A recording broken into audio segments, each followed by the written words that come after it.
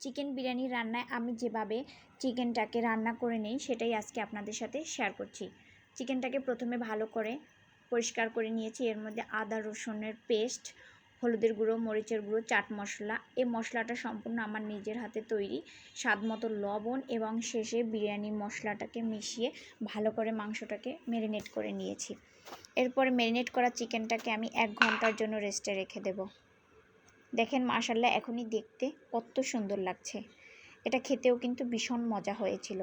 আর বিরিয়ানি রান্না করব, আলু দেবো না তা কী করে হয়। আলুটাকেও আমি লবণ এবং সামান্য হলুদ দিয়ে মাখিয়ে রেখে দিয়েছি।